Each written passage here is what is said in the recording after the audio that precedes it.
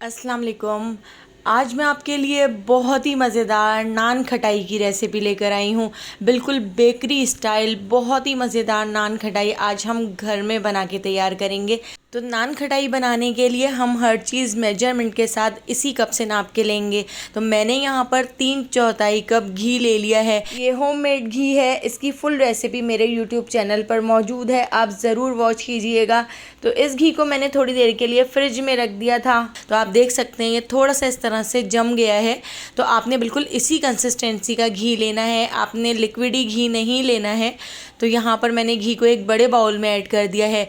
इसी कप को नापते हुए 1 कप मैं इसके अंदर चीनी ऐड कर देती हूँ। तो यहाँ पर आपने पिसी हुई चीनी इसके अंदर ऐड करनी है। चीनी ऐड करके हम स्पैचुला से इसको थोड़ा सा मिक्स कर लेते हैं, ताकि जब हम इसको बीट करें तो चीनी उड़े ना।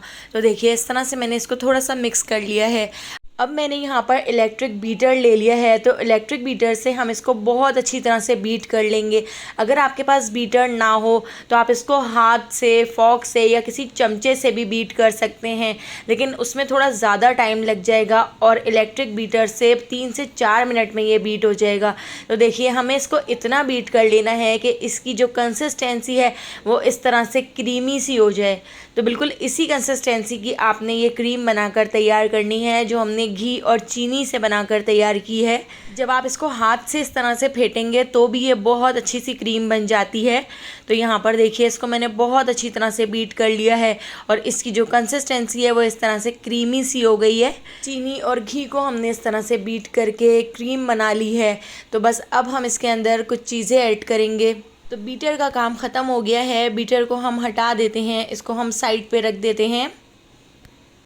ये देखिए बिल्कुल इसी तरह से आपने घी और चीनी की क्रीम इस तरह से बनाकर तैयार करनी है। और इस तरह की क्रीम बनाने के बाद अब मैं इसके अंदर ऐड कर देती हूँ थोड़ा सा इलायची पाउडर। तो ½ टी स्पून मैं इसमें इलायची पाउडर ऐड कर रही हूँ। इलायची पाउडर ऐड करके इसको भी हम इस क्रीम के अंदर अच्छी तरह से मिक्स कर लेते हैं। तो ये नान खटाई बहुत ही झटपट बन के तैयार हो जाती है और बिल्कुल बेकरी स्टाइल नान खटाई बनती है। और इस नान खटाई को आप बहुत दिन तक स्टोर करके भी रख सकते हैं। ये बहुत ही मज़ेदार लगेगी, शाम की चाय के साथ तो बहुत ही ज़्यादा टेस्टी लगती है। अब इस बाउल के ऊपर मैंने एक स्टेनर रख लिया है और इस स्टेनर के अंदर हम ऐड कर देते हैं 1.5 कप मैदा। तो सारी चीज़ें देखिए मैं इसी कप से नाप कर ऐड कर रही हूँ। तो 1.5 कप मैंने इसके अंदर मैदा ऐड कर दिया है और मैदे को हम छान कर ऐड करेंगे, क्योंकि मैदे में काफ़ी गुठलियाँ और कचरा होता है।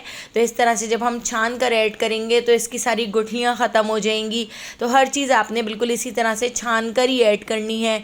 तो देखिए मैदे को हमने छान लिया है। अब इसी कप को नापते हुए 3/4 कप मैंने बेसन ले लिया है। तो बेसन को भी हम इस स्ट्रेनर के अंदर ऐड कर देते हैं और बेसन को भी हम छान कर इसके अंदर ऐड करेंगे, क्योंकि बेसन के अंदर भी आप देख सकते हैं कितनी सारी गुठलियाँ हैं। तो बिल्कुल इसी तरह से देखिए मैंने बेसन को भी छान कर इस बाउल के अंदर ऐड कर दिया है। तो इसकी गुठलियों को मैं चमचे से इस तरह से तोड़कर इसको छान कर इस तरह इस बाउल में ऐड कर देती हूँ। इसके साथ ही देखिए इसी कप को नापते हुए मैंने यहाँ पर 1/4 कप सूजी ले ली है। तो इसके खस्ता और करारेपन के लिए मैंने इसके अंदर सूजी ऐड करनी है। आप एक बार ये नान खटाई बनाकर ज़रूर देखिएगा, मेहमान भी पहचान नहीं सकेंगे कि आपने ये मज़ेदार सी नान खटाई घर में बना के तैयार की है।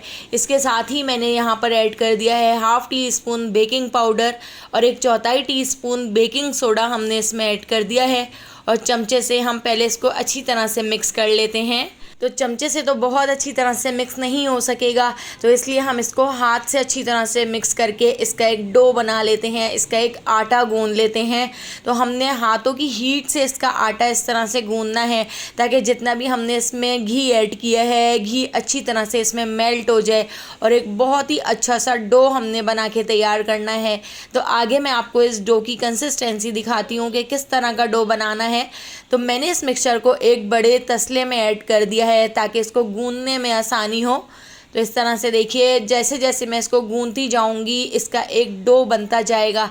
इस स्टेज पर आप बिल्कुल भी परेशान नहीं होइएगा, क्योंकि ना तो आपने इसमें पानी ऐड करना है और ना ही दूध ऐड करना है।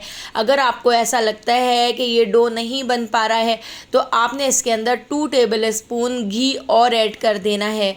तो बिल्कुल इसी तरह से देखिए मैंने इसमें जमा हुआ घी थोड़ा सा और ऐड कर दिया है। घी ऐड करके अब हमने इसका आटा अच्छी तरह से गूंदना है। हाथ की हीट से इसका जो आटा है वो बहुत अच्छी तरह से बनकर तैयार हो जाएगा। तो देखिए जैसे जैसे मैं इसको गूंद रही हूँ इसका जो डो है वो बनता जा रहा है और यहाँ पर बिल्कुल इस तरह का देखिए मैंने डो बनाकर तैयार कर लिया है। तो जितनी देर हम यहाँ पर आटा गूंद रहे हैं इतनी देर मैं यहाँ पर आपको याद दिलाती चलूँ कि अगर आपको मेरी रेसिपी अच्छी लग रही है तो लाइक करना बिल्कुल भी मत भूलिएगा, और अगर रेसिपी अच्छी नहीं लग रही है तो आप इसको डिसलाइक भी कर सकते हैं। इस तरह से डो बनाने के बाद 15 मिनट के लिए मैंने इसको ऐसे ही छोड़ दिया था और 15 मिनट बाद अब हम इसकी नान खटाइयाँ बना लेते हैं। तो देखिए इस तरह से हमने एक दरमियाने साइज़ का पेड़ा ले लिया है और इस तरह से हम इसकी नान खटाइयाँ बनाकर तैयार कर लेते हैं। तो पहले तो हम यहाँ पर थोड़े छोटे साइज़ की नान खटाइयाँ बना रहे हैं, उसके बाद जो मिक्सचर बच जाएगा उससे हम आपको बड़े साइज़ की नान खटाइयाँ भी बनाकर दिखाएंगे, जो मेरठ की स्पेशल नान खटाइयाँ होती हैं। तो वही नान खटाई आज हम आपको घर में बना के दिखाएंगे। बिल्कुल बेकरी स्टाइल, बॉम्बई बेकरी की नान खटाइयाँ भी आप भूल जाएंगे, इतनी ज़्यादा मज़ेदार ये नान खटाइयाँ बनकर तैयार होती हैं। तो देखिए इस तरह से मैंने गोल सा सर्कल इस तरह बना लिया है और थोड़ा मोटा सा ही आपने इसको रखना है। तो बिल्कुल इसी तरह से मैंने यहाँ पर इस बेकिंग ट्रे के ऊपर आप देख सकते हैं बटर पेपर लगा लिया है। बटर पेपर ना हो तो बटर पेपर की जगह आप ऑयल से ग्रीसिंग करने के बाद थोड़ा सा आप इसके ऊपर मैदा स्प्रिंकल करके इस तरह आप अपना मोल्ड तैयार कर सकते हैं। तो प्लेट के अंदर भी आप देख सकते हैं मैंने बिल्कुल इसी तरह से ढेर सारी नान खटाइयाँ बना के तैयार कर ली हैं।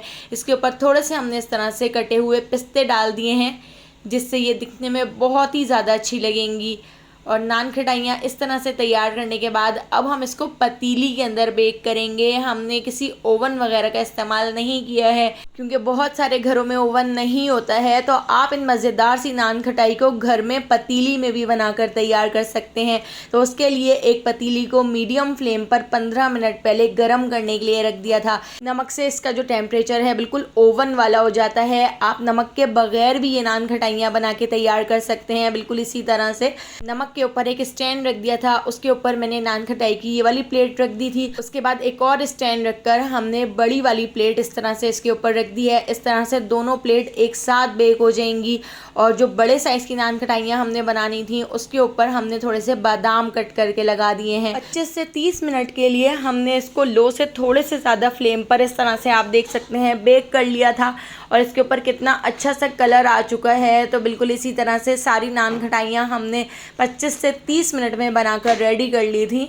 ठंडा करने के बाद अब मैं आपको इसको तोड़ कर दिखाती हूँ। देखिए कितनी खस्ता नान खटाइयाँ बनी है।